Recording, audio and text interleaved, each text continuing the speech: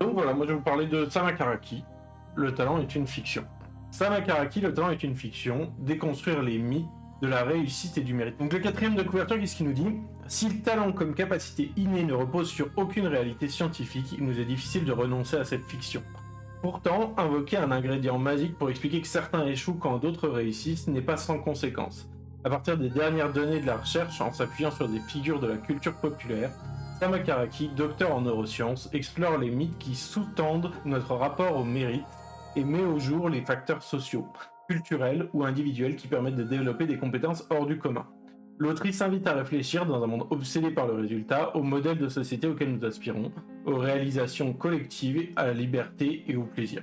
Samakaraki, née en 1984, a grandi à Beyrouth, où elle a étudié la biologie. Docteur en neurosciences et fondatrice du Social Brain Institute, une organisation ayant pour objectif de s'appuyer sur les rapports des sciences cognitives pour promouvoir la justice sociale et environnementale, elle donne des conférences dans le monde entier. Elle est l'autrice de Le travail en équipe, un peu de neurosciences pour les pros qui veulent collaborer autrement. Le talent est une fiction et son deuxième ouvrage. Ce bouquin-là, il va nous parler, vous l'avez compris, du talent, de qu'est-ce que c'est l'idée du talent, pourquoi ça n'existe pas, et un peu comprendre comment on explique la réussite des uns, la réussite des autres.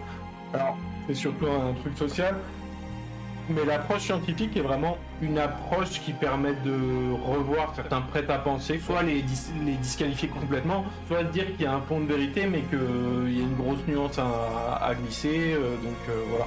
Du coup, il y a une petite intro, il y a... Donc aux origines de la fiction, c'est une première partie qui va revenir vite fait sur une approche mi-historique, mi-définition, étymologie, etc.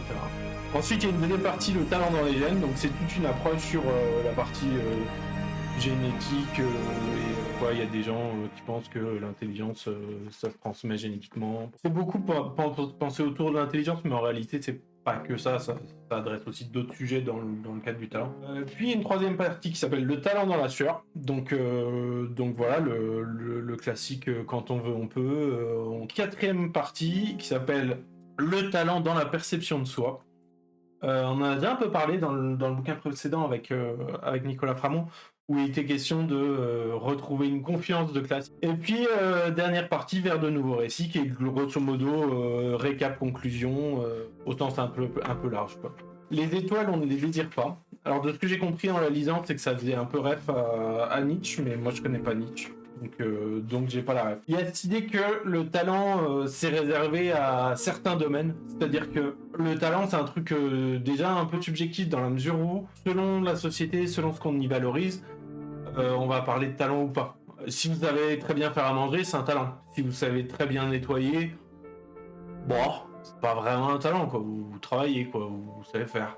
Et il y a vraiment cette idée-là derrière le talent, il y a l'idée que ça permet un récit aussi, quoi. Elle finit son introduction en disant que globalement, il y a toujours cette espèce d'envie de trouver de la magie. Le talent, c'est un peu le truc inexplicable, parce qu'en fait, quand on cherche à expliquer ce que c'est que le talent, on n'y arrive pas. On peut expliquer quelque chose par le talent. On dit, telle personne est très forte à ça parce que il ou elle a du talent pour ça. Mais on ne sait pas dire ce que c'est concrètement le talent. Ce qu'elle dit, c'est que on n'est pas obligé de recourir à des mensonges pour s'émerveiller des choses. C'est-à-dire que quand on va regarder la complexité du réel, que ce soit par la science ou par d'autres approches, on n'est pas obligé d'inventer des trucs qui ne sont pas avérés pour s'en émerveiller, quoi.